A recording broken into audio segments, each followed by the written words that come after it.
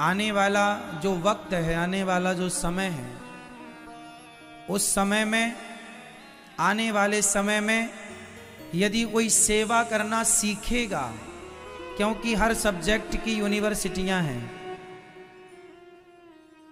पर सेवा की यूनिवर्सिटी यदि कोई है तो गौरी गोपाल भगवान के चरणों में जो सेवाएं चल रही हैं, आने वाले वक्त में आपको यदि सेवा समझानी हो, बतानी हो अपने बच्चों को, तो आप केवल गौरी गोपाल आश्रम ले आइए, अपने बच्चों को यहाँ का दर्शन करा दीजिए, उन्हें समझ आ जाएगा कि सेवा किसे कहते हैं। सेवा की परिभाषा यदि शब्दों में नहीं, प्रैक्टिकल आंखों से देखनी हो, तो आप गौरी गोपाल आकर अपनी आंखों से देख लीजिए।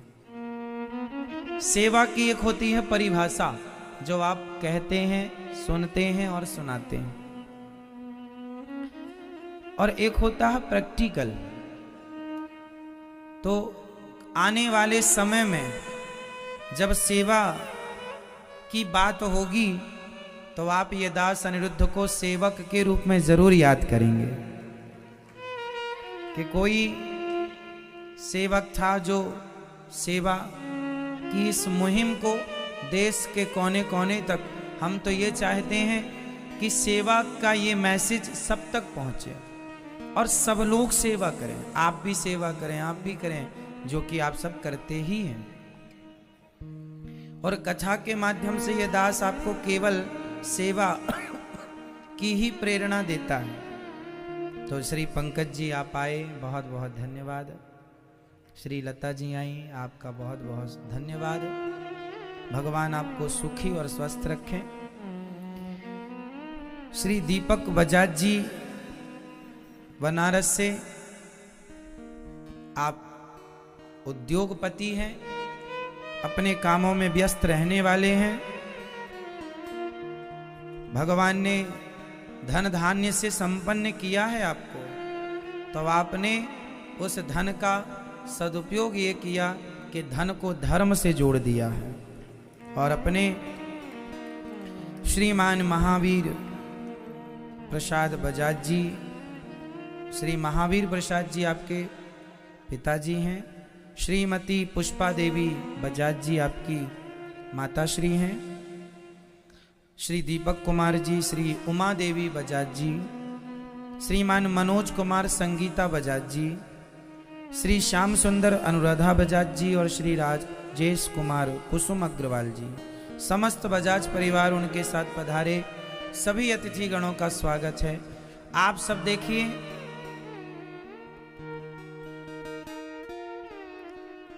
अपने कार्य में बिजी रहने वाले लोग हैं आप, फुर्सत ना मिलती होगी जरा भी, पर फिर भी समय निकाल कर देखिए, आप काशी से वृंदावन आकर के और पावन सी कथा अपने माता पिता को सुनवा ही रहे हैं, पुत्र धर्म तो निभा ही रहे हैं, पर संग संग आप भी तो पिता हैं, आप भी तो पति हैं, आप भी तो गृहस्थ हैं। आपने एक साथ सारे धर्मों को निभाया है। और कथा श्रवण करने से हम सभी धर्मों का पालन करते हैं। कल हमने समझाया था कि मनुष्य जाति के 6 सब्जेक्ट हैं, कम से कम 33 नंबर तो चाहिए। इस सब्जेक्ट में कल हमने खूब चर्चा की। इसलिए आपसे कहा करते हैं कि आप वृंदावन आएं, यहाँ की सेवाओं का दर्शन करें, बच्चों को दर्शन कराएं, कथा सुने, संस्कार बनेंगे। नहीं आते तो आप घर पर टीवी पर ही सुनिए। टीवी पर नहीं सुन पाते, अपने मोबाइल पर, भैया ने कहा कि मोबाइल पर आप यूट्यूब पर कथा सुनेंगे तो अपने आप आपको बहुत कुछ सीखने को मिल जाएगा। कुछ चीजें हमें स्कूल में नहीं सिखाई जाती, कॉलेजों में, यूनिवर्सिटियों से छूट जाती हैं। डिग्रियां हाथ में आ जाती हैं, पर कुछ चीजें रह जाती हैं, है ना। और वो सीखना कई बार हमें सत्संग वो सिखाता है। गीता वो सिखा सकती है जो इस धरती पर कोई नहीं सिखा सकता। रामचरितमानस वो सिखा सकती है जो इस धरती पर कोई सिखा ही नहीं सकता।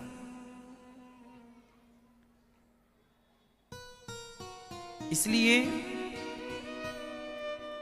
जीवन में शांति जरूरी है।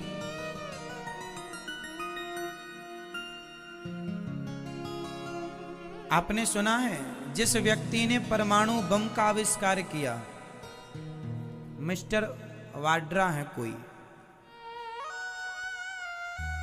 जिन्होंने परमाणु बम का आविष्कार किया। जब परमाणु बम नागासाकी में पटका गया और जब वहां विनाश हुआ तो जिस आदमी ने परमाणु बम बनाया था वो बाद में बहुत रोया। पढ़ना कभी इतिहास, उस आदमी की हिस्ट्री पढ़ना। जिसने परमाणु बम बनाया वो बाद में बहुत रोया। बताओ क्यों रोया? कौन बताएगा? बोलो मेरी मां, क्यों रोया वो बाद में?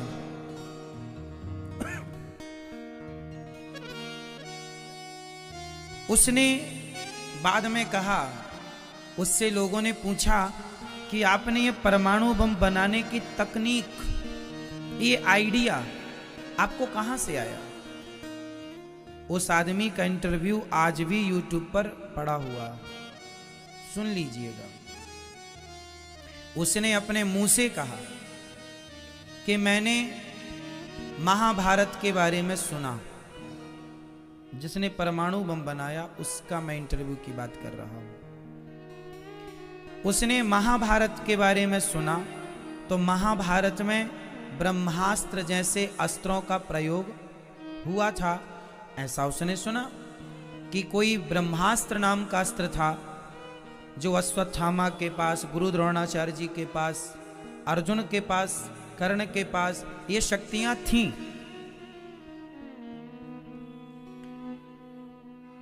तो उसने सोचा कि यदि उस समय पर इतना विनाशकारी कोई अस्त्र था तो आज क्यों नहीं हो सकता। तो उसे आइडिया कहां से लगा? महाभारत से, हमारे धर्म ग्रंथों से। उस आदमी ने, मिस्टर वाड्रा ने, परमाणु में मन लगाया, काम किया। सालों की रिसर्च के बाद उसने तैयार कर लिया परमाणु। पटका गया। सफल परीक्षण होने के बाद जब पटका गया तो जापान में हाहाकार मच गया। जब हाहाकार मचा, निर्दोष बच्चे मारे गए, बूढ़े मारे गए, गाय मारी गई, कुत्ता मारा गया, चिड़िया मारी गई, सबको ही मारा गया जो उस क्षेत्र में था, सब मारे गए। निर्दोष छोटे छोटे बच्चे मारे गए। जिन्होंने अभी आंखें नहीं खोली, गर्भवती महिलाएं मारी गई। जब उस आदमी ने सुना इतना विनाश हो गया है, रो पड़ा। लोगों ने कहा, आप तो इतना बड़ा आविष्कार करके जा रहे हैं, रोते क्यों हैं? बोले, मैंने विकास नहीं किया, मैंने विनाश कर दिया। जब जब ये परमाणु बम पटका जाएगा और जितने लोग मारे जाएंगे उन सब की हत्या मुझे लगेगी, क्योंकि मैं इस बम का आविष्कारक हूं, मैंने आविष्कार किया। उस आदमी को शांति नहीं मिली इतना बड़ा आविष्कार करने के बाद भी। क्या मानव जाति को खत्म करने का प्लान करने वाले को शांति मिल सकती है? इतने परमाणु बम बन चुके हैं दुनिया में कि आज सारे बम यदि पटक दिए जाएं तो ये पृथ्वी ना जाने कितनी बार भस्म हो सकती है। इतने परमाणु ऑलरेडी हैं। आज नहीं कल, कल नहीं परसों, कभी ना कभी तो किसी में पटका ही जाएगा। इसलिए आप इस ओर मन ना लगाओ कि हम कहें कि वो बड़े वैज्ञानिक हैं, बड़े साइंटिस्ट हैं, उन्होंने ये रिसर्च की, उन्होंने ये उपलब्धि पाई। सबसे बड़ी उपलब्धि है आत्म शांति। और मुझे एक बात बताओ, अभी कोरोना काल में जब दुनिया कोरोना से तड़प रही, हाहाकार पूरी दुनिया में मचा था। चाइना कोरोना बैक्टीरिया बनाने में लगा था और हम भारत के लोग दवाई वैक्सीन बनाने में लगे थे। बताओ, मानव जाति किस लिए है? आपके जीवन का मूल उद्देश्य क्या है? लोगों को मारना या लोगों को बचाना? लोगों के मारने में यदि शांति होती तो परमाणु बम बनाने वाला रोता क्यों?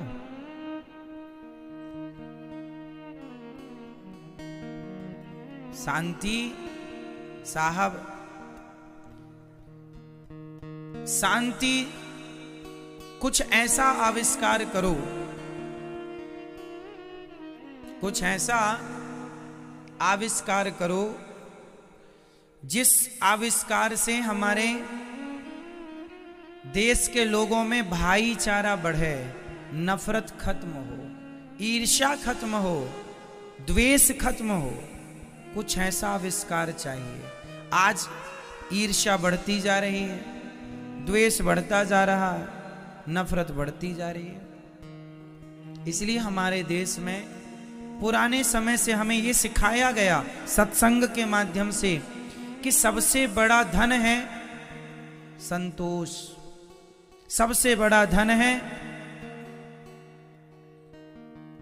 सत्य, सबसे बड़ा धन है दया, सबसे बड़ा धन है प्रेम।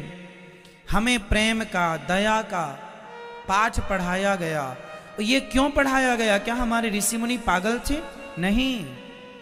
शांति, संसार घूम लो, कुछ भी प्राप्त कर लो, शांति नहीं है साहब। इंग्लैंड में सबसे पहला स्कूल कब बना? 1811 में शिक्षा पद्धति शुरू हुई इंग्लैंड में। जब वहां 1811 में जब स्कूलों की स्थापना शुरू हुई, उस समय हमारे भारत में लगभग 7 लाख गुरुकुल चल रहे थे। उस समय जब दुनिया स्कूल का नाम सुनी, उस समय हमारे देश में हमारी संस्कृति ने हमें गुरुकुल के रूप में शिक्षा, हमारे यहाँ शिक्षा कितनी प्राचीन है। भगवान राम इस धरती पर राम कब आए थे? आज से लगभग 8 लाख साल पहले। उस समय राम जी गुरु जी के यहाँ पढ़ने गए थे गुरुकुल में। तो गुरुकुल हमारे यहाँ तब भी थे, शिक्षा हमारे यहाँ तब थी। भगवान श्री कृष्ण 5,500 साल पहले आए और उन्होंने पढ़ने के लिए उज्जैन की ओर प्रस्थान किया। उज्जैन में गुरु सांदीपनि जी उस समय का सबसे बड़ा विश्वविद्यालय था। उस समय की सबसे उच्च कोटि की शिक्षा उज्जैन में थी। और काशी शिक्षा के नाम से कब से जानी जाती है। इसलिए दुनिया के लोग जो पढ़ रहे हैं साहब, वो पढ़ाई हमारे मतलब की है ही नहीं। दुनिया क्या पढ़ रही है? आज आप डॉक्टर हो जाएंगे, इंजीनियर हो जाएंगे, एडवोकेट हो जाएंगे और साइंटिस्ट भी हो जाएंगे, तो होकर करेंगे क्या? उत्तर दीजिए, क्या करेंगे आप? इसका मतलब ये नहीं है कि आपको नहीं होना, होना है, पर बात समझने की कोशिश कीजिए।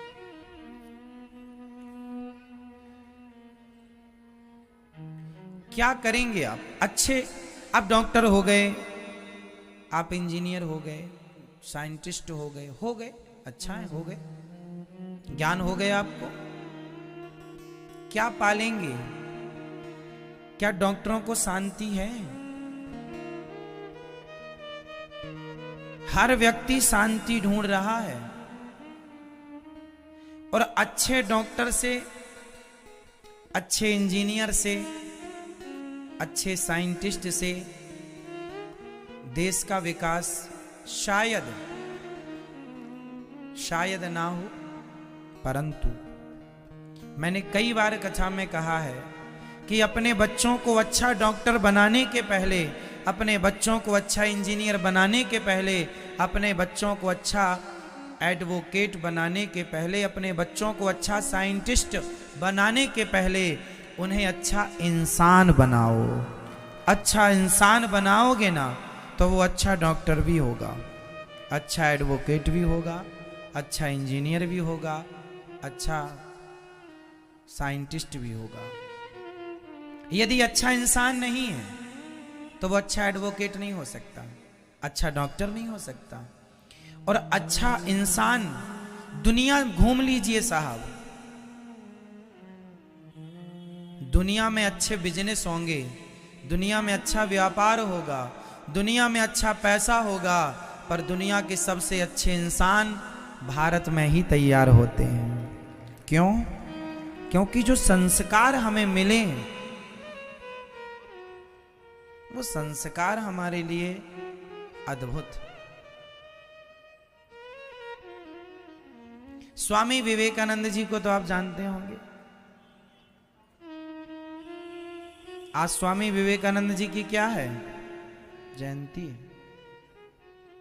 स्वामी विवेकानंद जी गए भारत की धरती से बाहर, पूरी दुनिया को पाठ क्या पढ़ाया उन्होंने? वो कोई साइंटिस्ट तो थे नहीं, पर बड़े बड़े साइंटिस्ट आज स्वामी विवेकानंद जी का आदर करते हैं। वो कोई डॉक्टर तो थे नहीं, पर बड़े बड़े डॉक्टर आज स्वामी विवेकानंद जी का आदर करते हैं। वो कोई जज नहीं थे, एडवोकेट नहीं थे, फिर भी बड़े से बड़ा जज और बड़े से बड़ा एडवोकेट स्वामी विवेकानंद जी का आदर करता है। क्यों? माना कि वो जज नहीं थे, माना कि वो एडवोकेट, इंजीनियर, साइंटिस्ट नहीं थे, पर वो एक अच्छे सच्चे इंसान थे। और जो अच्छा इंसान होता है वो सब कुछ होता। इसलिए आप अपने बच्चों को एक अच्छा इंसान बनाओ। हमारे देश में पूरी दुनिया का अच्छा, सबसे अच्छा मोबाइल जिसे आज लोग कहते हैं ये आईफोन है, एप्पल, चाइना में बनता है। कंपनी कोई और होगी, अमेरिका इत्यादि की, बनवाती चाइना में। दुनिया का सबसे अच्छा मोबाइल चाइना में बनता है। दुनिया का सबसे अच्छा ब्रांड कोई होगा जो वहां इत्यादि देशों में मैन्युफैक्चरिंग हो रही होगी उसकी। पर मैं आपसे पूछूं कि इस धरती में सबसे अच्छे संस्कार कहां बनते हैं? सबसे अच्छे संस्कार कहां के होते हैं? जैसे कोई कहता है ये बादाम फलाने देश की है, ये एप्पल फलाने देश का है, ये फलानी वस्तु फला देश की है, वहां ये होता है, वहां ये होता है, वहां ये होता। माना कि बताओ हमारे देश में क्या होता है? लोग कहते हैं भारत में कुछ नहीं बनता।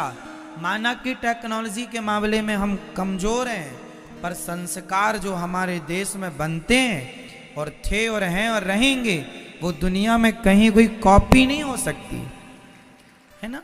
संस्कारों के मामले में हम ही आगे थे, हम ही आगे हैं, हम ही आगे रहेंगे। इसका एक उदाहरण मैं आपको दे दूं। दुनिया के किसी देश में विधवा स्त्री नहीं होती, भारत को छोड़। दुनिया के किसी देश में विधवा स्त्री नहीं होती ही नहीं। दुनिया के किसी कोने में जाइए विधवा स्त्री नहीं मिलेगी, वहां कोई विधवा होती ही नहीं। पति चला गया तो दूसरा जिंदाबाद, दूसरा गया तीसरा जिंदाबाद, इसलिए कोई विधवा होती ही नहीं। विदेशों का कोई ये सिस्टम नहीं है। हमारे देश में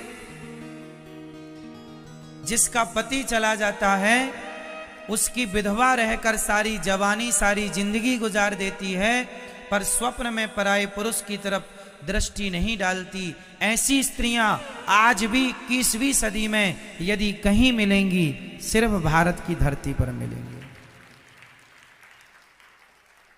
संस्कार है, हाँ या ना? सही है।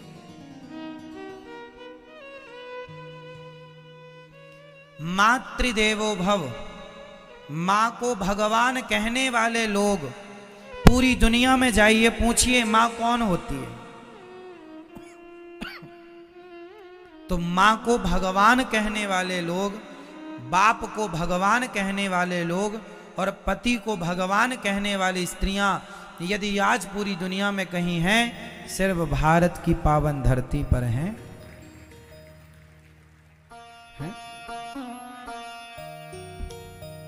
इसलिए हमारा देश महान था, महान है, महान रहेगा, क्योंकि ये संस्कृति जो हमारी है, आज चाहे कोई भी धर्म का आदमी हो, देख लेना एक ना एक दिन लौट करके वो सनातन संस्कृति में फिर आएगा, क्योंकि जो सत्य है वो केवल सनातन ही है, जो सत्य है, इसलिए इसका नाम ही है सत्य सनातन धर्म। जो सत्य है वही सनातन। हम सनातनी हैं क्योंकि हमारा धर्म, हमारी संस्कृति सत्य है।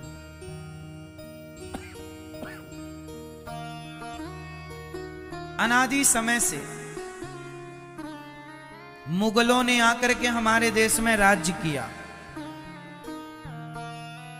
प्रयागराज का नाम मुगलों ने इलाहाबाद अल्लाहाबाद कर दिया।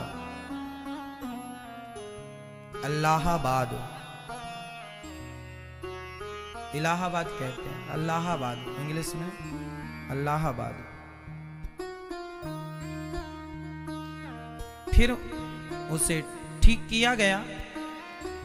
मुगलों ने हमारे तीर्थों का नाम बदल के प्रयागराज को अल्लाहाबाद कर दिया। बहुत सारे शहर हैं जिनका नाम मुगलों ने बदल डाला, परंतु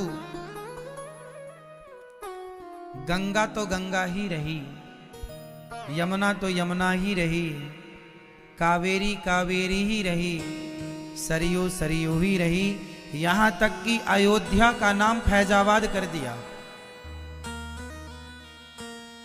हाँ या ना? बाद में फिर वो अयोध्या की अयोध्या हो गई,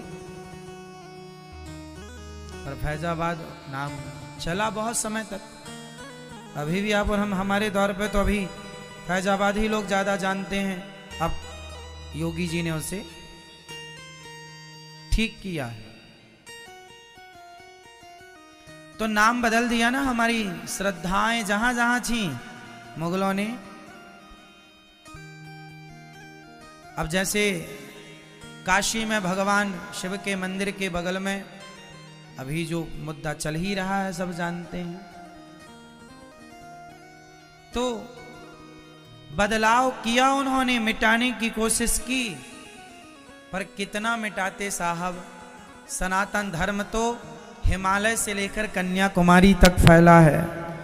गंगोत्री से निकलकर गंगा सागर तक गंगा निकलती है। सबके नाम बदल दोगे, गंगा का क्या नाम रखोगे? वो लोग नदियों का नाम बदलना भूल गए।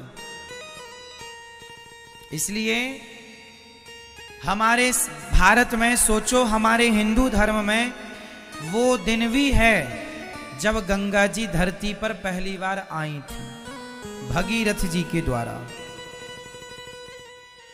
है ना? तो हमारा इतिहास कितना प्राचीन है, हमारी संस्कृति कितनी प्राचीन है। इसलिए हमारा देश, हमारा धर्म सबसे श्रेष्ठ है। कोई आपसे कहे कि सनातन धर्म को छोड़ दो, तो कह देना कि क्या आप ऑक्सीजन लेना छोड़ सकते हैं? क्या आप पानी पीना छोड़ सकते हैं? जैसे ऑक्सीजन हमारी जरूरत है, उसी तरह सबकी जरूरत सनातन धर्म है। आज नहीं पता चल रहा, कल पता चलेगा, परसों पता चलेगा, एक दिन दुनिया को पता लगेगा सनातन संस्कृति ही सबकी जरूरत है। इसलिए विदेशी लोग आज सनातन धर्म को अपनाने लगे। और आपको सुनकर आश्चर्य होगा कि अमेरिका जैसे देशों में, इंग्लैंड जैसे देशों में, इत्यादि देशों में हमारे धर्म का विस्तार हो रहा है और लोग संस्कृति, सनातन संस्कृति को जान रहे हैं, समझ रहे हैं। मंदिर बने हैं विदेशों में भगवान जी की पूजा आरती में। कभी कभी आप देखो ना, यहाँ वृंदावन में एक मंदिर है, हरे कृष्ण मंदिर, जहां विदेशी महिलाएं और विदेशी गोरे लोग, गोरी स्त्रियां, गोरे पुरुष आते हैं, तुलसी की माला पहनते हैं, तिलक लगाते हैं, हरे राम